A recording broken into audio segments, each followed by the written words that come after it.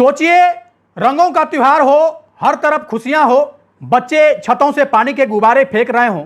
एक 11 साल की बच्ची खेल खेल में गुब्बारा फेंकती है।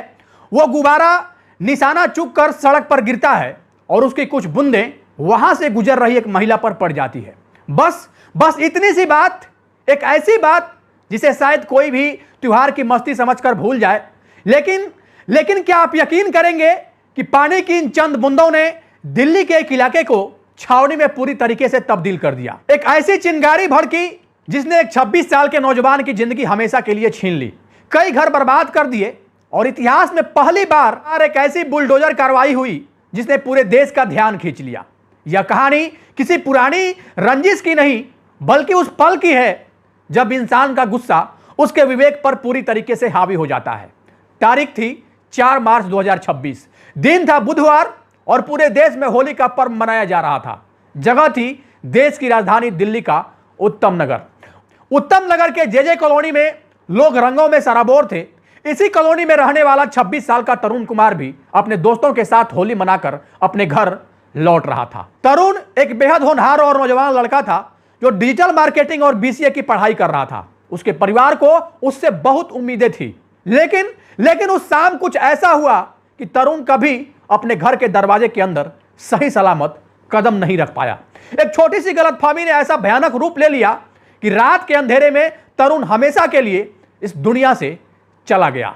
इस कहानी को गहराई से समझने के लिए हमें उस इलाके और वहां रहने वाले परिवारों को पहले जानना होगा। जे कॉलोनी की गलियां बहुत तंग और सकरी है, मगर छोटे छोटे एक दूसरे के बिल्कुल सटे हुए हैं। यहां की घनी आबादी इतनी ज्यादा है कि अगर कोई एक घर में तेज आवाज में बात करे तो आवाज 4 घरों तक पहुंच जाती है। इसी कॉलोनी में तरुण का परिवार पिछले लगभग 5-6 दशक से रह रहा था। उनका परिवार मूल रूप से राजस्थान के जयपुर का रहने वाला है और यहां मेहनत मजदूरी करके अपना जीवन यापन करता है। तरुण के पिता का नाम मेमराज और उसके परिवार में उसकी मां सुनीता, एक भाई और एक बहन रेखा है। तरुण जिम जाता था, अपनी फिटनेस का ख्याल रखता था और अपनी पढ़ाई के जरिए अपने परिवार का सहारा बनने की भरपूर कोशिश कर रहा था। वहीं उनके पड़ोस में एक दूसरा परिवार था जो मूल रूप से राजस्थान के अलवर से ताल्लुक रखता है। इस परिवार में निजामुद्दीन, उमरुद्दीन और उनके बेटे और बहुएं शामिल हैं। यह परिवार मुख्य रूप से कपड़ों की रंगाई का काम करता है, यानी दिन रात अलग अलग तरह के रंगों और केमिकल के बीच इस परिवार का रहना काम होता है। दोनों परिवार पिछले 50 सालों से एक दूसरे के पड़ोसी थे। उनके बीच कभी कोई बहुत बड़ी दुश्मनी आज तक नहीं थी, बस वही आम पड़ोसियों वाली छोटी मोटी बातें जो आजकल हर जगहों पे होती है। लेकिन 4 मार्च की शाम को यह 50 साल का पड़ोस एक ऐसे टकराव में बदल गया जिसकी किसी ने कल्पना भी नहीं की थी। 4 मार्च 2026 की शाम ढल रही थी, होली का खुमार लोगों पर छाया हुआ था। तरुण के परिवार की एक छोटी सी बच्ची अपने घर की दूसरी मंजिल की छत पर खड़ी थी। उसके हाथ में पानी से भरा एक गुब्बारा था। उसने नीचे खड़े अपने पापा को देखा और मजाक में उन पर वह गुब्बारा फेंक दिया। बच्ची बस मस्ती कर रही थी और उसे लगा कि पिताजी डांटेंगे और कहेंगे बुरा ना मानो, होली है। लेकिन वह गुब्बारा उन्हें नहीं लगा, वो सीधा नीचे गिर पड़ा और फूट गया। उसी समय वहां से सायरा नाम की एक महिला गुजर रही थी। वह अपने रिश्तेदारों के घर जा रही थी। गुब्बारे के फूटने से पानी की कुछ छींटें सायरा के कपड़ों पर गिर गई। सायरा ने तुरंत ऊपर देखा और उस छोटी बच्ची को डांटना शुरू कर दिया। उसने कहा, सुबह से शाम हो गई लेकिन तुम लोगों की होली अभी तक खत्म नहीं हुई। सायरा का तर्क था कि इन छींटों की वजह से उसके कपड़े पूरी तरीके से खराब हो गए और अब वह नमाज कैसे अदा करेगी। बच्ची के ताऊ जी पास ही खड़े थे। उन्होंने सायरा से माफी मांगी और कहा, बहन जी माफ कर दो, छोटी बच्ची ही तो है। लेकिन नहीं, उस महिला के सिर पर कोई जैसे शैतान सवार हो गया था। उसका अहंकार जाग उठा। उसे लगा कि एक छोटे से गुब्बारे ने उसकी इज्जत पर हमला कर दिया है। उसने गालियां देना शुरू किया और कुछ ही मिनटों में अपने समुदाय के लोगों को बुला लिया। वो लोग जो शायद पहले से ही किसी बहाने की तलाश में थे, देखते ही देखते वो तंग गली एक अखाड़े में पूरी तरीके से बदल गई। वहां देखते ही देखते करीब 40 से ज्यादा लोगों की एक हिंसक भीड़ इकट्ठा हो गई। जो हाथ कुछ देर पहले रंग लगा रहे थे वो अब हाथापाई पर उतर आए थे। तरुण के दादा, जिनकी उम्र आराम करने की थी, उन्हें धक्का दिया गया। वो जमीन पर गिर पड़े। उनके चाचा को बहुत ही बुरी तरीके से पीटा गया। पूरे घर में चीख पुकार मच गई। मोहल्ले के कुछ समझदार लोगों ने बीच बचाव किया, हाथ पैर जोड़े, तब जाकर वह भीड़ वहां से हटी। सब अपने अपने घरों में चले गए। बाहर पूरी तरीके से सन्नाटा छा गया, लेकिन यह सन्नाटा शांति का नहीं था। यह उस तूफान के आने से पहले का सन्नाटा था जो तरुण की जान लेने वाला था। यह वो खामोशी थी जो किसी बहुत बड़ी साजिश के पकने का इशारा कर रही थी। घर के अंदर सब सहमे हुए थे। बुजुर्गों के शरीर पर चोट के निशान थे, लेकिन दिल में इस बात की तसल्ली थी कि चलो बात आगे नहीं बढ़ी।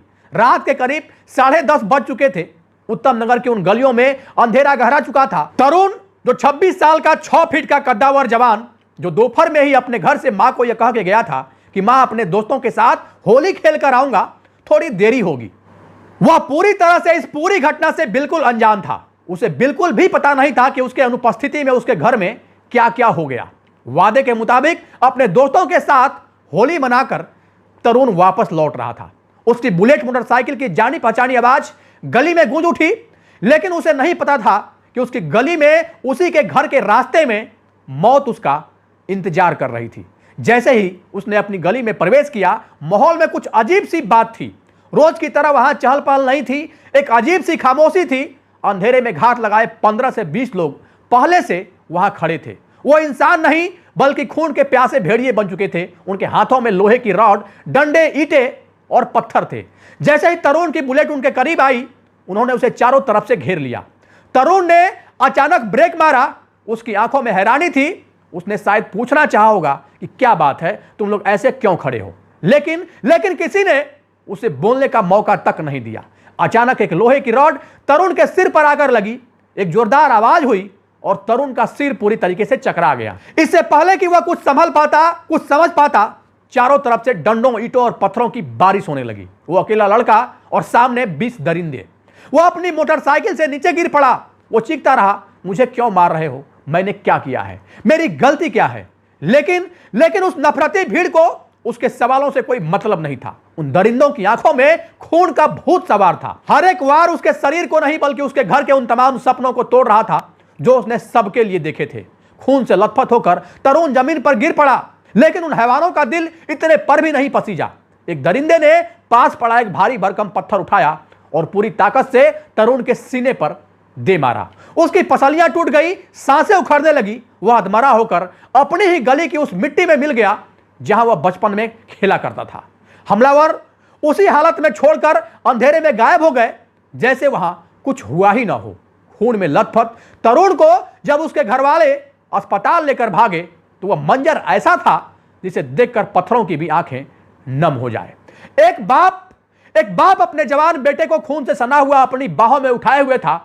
मां की चीखें आसमान चीर रही थी। अस्पताल के गलियारे में पूरी तरीके से भाग दौड़ मच गई। पूरी रात डॉक्टरों ने कोशिश की। ऑपरेशन थिएटर के बाहर बैठा वो परिवार हर पल भगवान से मन्नतें मांग रहा था। डॉक्टर लगातार प्रयास कर रहे थे, लेकिन दुर्भाग्य, वो उम्मीद, वो भरोसा, सब कुछ ताश के पत्तों की तरह 5 मार्च की सुबह खत्म हो गया। तरुण अपने जिंदगी का जंग हार गया। वो हमेशा के लिए गहरी नींद में सो गया।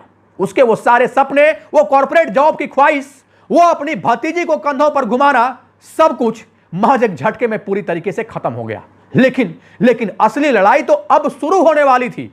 इसके बाद दिल्ली के इतिहास में एक ऐसा नजारा देखने को मिला जो शायद पहले कभी नहीं हुआ था। एमसीडी के बुलडोजर ने उन 4 मंजिला इमारत के अवैध हिस्से को तोड़ना शुरू कर दिया। एमसीडी ने आधिकारिक तौर पर कहा यह कार्रवाई अतिक्रमण हटाने के नियमित अभियान का हिस्सा थी।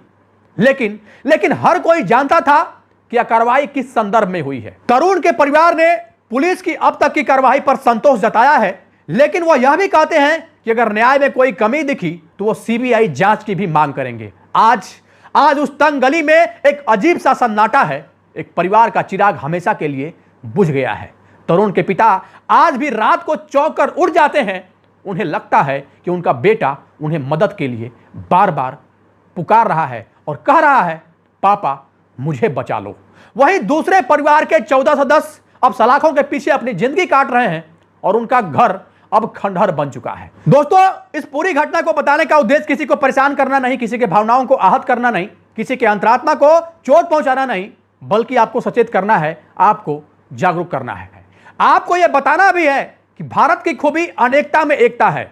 हमारे देश में हर दिन कोई ना कोई त्योहार होता है, लेकिन पिछले कुछ समय से जिस तरह लोगों के अंदर नफरत और गुस्सा बढ़ रहा है, वो एक चिंता का विषय है। अगर उस रात दोनों परिवार में से कोई भी एक समझदारी दिखाता, अगर गुस्से को एक पल के लिए काबू कर लेता, तो आज तरुण हमारे बीच होता और एक घर मलबे में तब्दील कभी नहीं होता।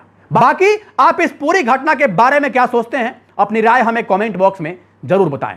अगर आप ऐसे ही ग्राउंड रिपोर्ट और सच्ची अपराध कहानियां देखना पसंद करते हैं तो आप अपने चैनल जनतक न्यूज को सब्सक्राइब जरूर कर लें। वीडियो को लाइक करें और इसे अपने दोस्तों के साथ शेयर करें ताकि आपका अपना कोई ऐसे घटना का शिकार नहीं हो सके। मिलते हैं ऐसे ही एक और नए जुर्म की दास्तान के साथ।